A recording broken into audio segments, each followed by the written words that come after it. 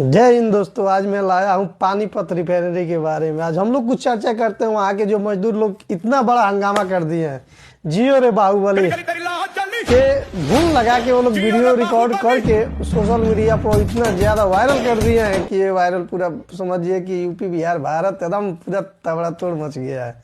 क्या गजब। मैं आज चर्चा कर रहा हूं कि पानीपत रिफाइनरी में जहां पे मजदूरों ने अनेकों प्रकार के हिंसा भड़क काम करते हुए और पूरा एकदम सिस्टम को हिला दिया। क्या बात है। अगर इसी तरह सच बता रहे हो, अगर मांगे हम लोग पूरा करते हैं कोई भी मजदूर तो फिक्स है कोई भी कंपनी वाले हम लोग के सामने झुकने वाला क्यों है, मैं आपको बता रहा हूँ अपने वीडियो के माध्यम से। सोचिए, अगर हम लोग सभी लोग मिल के अगर हम लोग काम करते हैं, हम लोग सभी लोग मिल के अगर आवाज उठाते हैं, क्या कोई झुकेगा? फिक्स है झुकेगा भाई। आपका हमारे वीडियो में क्या राय, आप कमेंट करके बताइए, अपने दोस्तों के पास शेयर कीजिए हमारी वीडियो को। देखिए, ये जो घटना है अपना फरवरी 23 फरवरी 2026 का सुबह में 9:30 का जब घटना है, जब सभी लोग खड़े हो जाते हैं। खड़े क्यों होते हैं? काम नहीं करना है, सिस्टम सुधारना है तो सुधारना है। उसी आधार पे वो लोग खड़े हो जाते हैं। खड़े होने के बाद सभी लोग चुपचाप बस, तो उसी वहाँ पे जो गेट कर्मी होते हैं बोलते हैं भाई आप लोग अंदर जाइए, तो अंदर होने के लिए बोलते हैं मैं अंदर नहीं जाऊंगा। उसी में बसबाजी हो जाती है। पूछते हैं, बसबाजी करते करते करते जो मामला एकदम विस्फोट हो जाता है। जो CISF के जो जवान होते हैं उसके बीच में इन लोगों के साथ में कुछ बातें लेके एकदम बतंगड़ हो जाती है। बतंगड़ होने के बाद बस ये लोग बस बोलते हैं जब तक तोड़ेंगे नहीं तब तक छोड़ेंगे नहीं। बस इसी आवाज के लेके ये लोग निकल जाते हैं। बस जब ये लोग अंदर जाते हैं तो अंदर जाने के बाद बहुत कुछ नुकसान भी करते हैं। नुकसान किस आधार पे करते हैं सब मैं आपको वीडियो के माध्यम से बताऊंगा, लेकिन आप हमारी वीडियो के साथ में जुड़े रहिए। जब वो लोग वहां पे जाते हैं, जाने के बाद बस उन लोग का यही मांग था कि अगर हम लोग वहां पे काम करते हैं तो 12 घंटा काम करते हैं तो 8 घंटा की सैलरी क्यों मिलती है? अगर सैलरी भी मिलती है तो उसको सैलरी को लंबे समय के बाद क्यों मिलती है? क्योंकि इन लोग का ऐसा था कि जो सैलरी हम लोग को मिलता है वो 20 तारीख के बाद मिलता है। यानी 1 महीने काम कीजिए, 1 महीने काम करने के बाद फिर से अपने को 20 तारीख काम कीजिए, यानी 1 महीने 20 तारीख काम करने के बाद तब हम लोग को सैलरी मिलता है। भाई ये सब गलत बात है भाई, एकदम पूरा सरासर गलत बात है। मैं अपने वीडियो के माध्यम से ही मैं बोल रहा हूँ सभी लोग के लिए। अगर देखिए भाई, अगर मजदूर कोई भी काम करता, अगर आपके कंपनी में चाहे आपके यहाँ कोई भी, सबसे मेन होता है सैलरी। अगर जिस इंसान को आप सैलरी नहीं देंगे ना, सोच लीजिए वो जब तक ले तोड़ेगा नहीं तब तक छोड़ेगा नहीं। आप सैलरी दीजिए। सैलरी का उन लोग यही मांगता है कि हम लोग 1 महीने काम करते हैं, 1 महीने के बाद जो 5 दिन का सैलरी होता है आप सैलरी रखिए, उसके बाद 1 महीने का हमारा सैलरी दे दीजिए।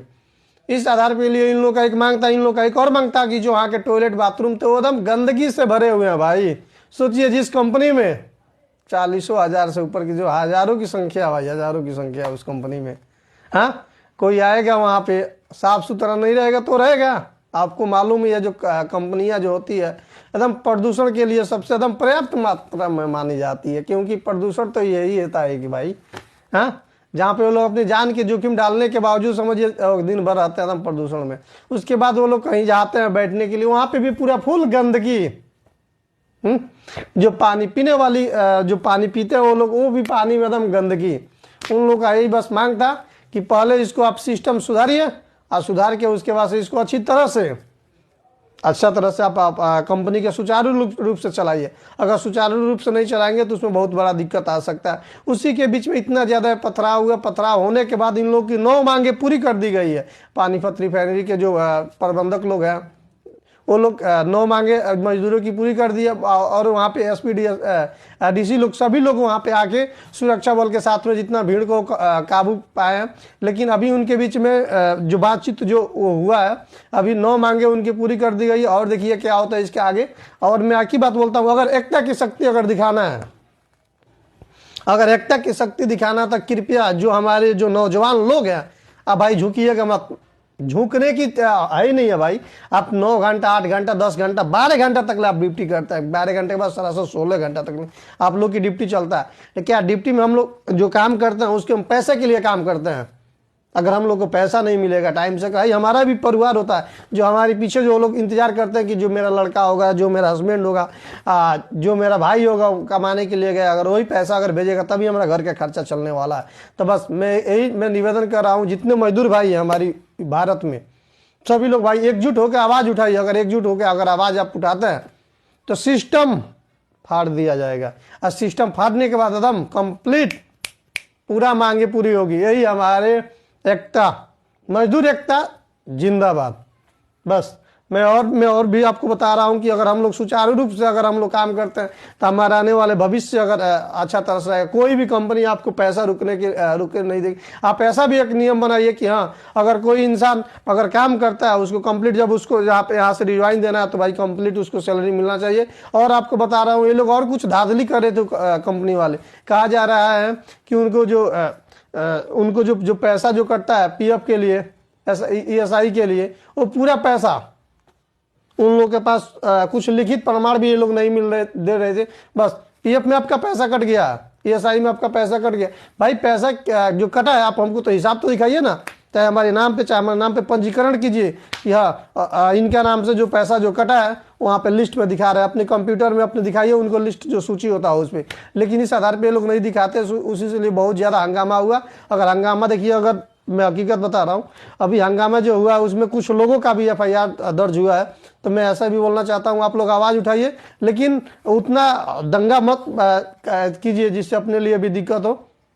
और मैं की बात बोलूँगा, लेकिन एकता रख के अपना काम कीजिए। ज़िंदगी में जो सिस्टम होता है, जो गलत सुचारू रूप से जो सिस्टम चल रहा है, ऐसा नहीं पानीपत में, भारत के अलग अलग कंपनियों में ऐसा सिस्टम जो चल रहा है जहाँ पे बस कोई इंसान को मजदूर समझ लिया। तो मजदूर क्या भाई, अब कंधे पे बोरा उठाइए, सर पे बोरा उठाइए, बस मजदूर वो समझ लिया जाता है कि जो इंसान यूपी बिहार से जो आते हैं काम करने के लिए, उनके कंधे पे बैग होता है, बस वो समझ लिया जाता। मजदूर उसको समझ लिया जाता, बस उसको गाली दिया जाए, रे तू ये काम कर, रे तू ये काम कर, तो मशीन क्यों नहीं चला रहा, तू बैठा है। मजदूर उसको कहा जाता है कि वो इंसान आता है जो इस एक रूम में 10-10 लोग रहते हैं, सोते हैं उसी रूम में खाना बनाते हैं। मजदूर उसको कहा जाता है। बस एक ही निवेदन कर रहा हूं, अगर कोई भी इंसान कोई भी कंपनी में अगर काम कर रहा है तो सबसे भी उसको रूम के लिए भी दिखाया जाए, जो सुचारू रूप से जो खाने का जो व्यवस्था है उस व्यवस्था को भी दिखाया जाए, और जो उनका साफ सुथरा के लिए भी जो लोग काम करते हैं उसके लिए दिखाया जाए। जो पानीपत में एक और उसमें उन लोग का नियम रखे थे कि हम लोग जहाँ पे काम करते हैं, वर्क जो हाउस होता है, वर्क हाउस से जाके मेन गेट तक हम लोग को जाने में टाइम लगता है। उसके लिए आप बस का सुविधा दे, जहाँ सब मेन गेट के काम करने के बाद हम लोग जो गेट पे जाते हैं, जहाँ से वर्क हाउस पे काम करने के बाद जब हम लोग मेन गेट पर जाते हैं वहां तक बस की सुविधा दे। ये सब सुविधा की मांग किया जाए, और मांग करने के बाद बस मैं एक ही बात बोलूंगा, काम पे ध्यान दीजिए। काम सिस्टम जब गलत होता है तो उसके लिए आवाज उठाइए। भारत के किसी कंपनी में आवाज आपको उठाना है तो उठाना है, बस अपने अधिकार के लिए, ऐसा नहीं गलत काम के लिए नहीं, अधिकार के लिए आप अपना आवाज उठाइए। बस जय हिंद दोस्तों, जुड़े रहिए हमारे साथ। मैं हूं अरुण शर्मा।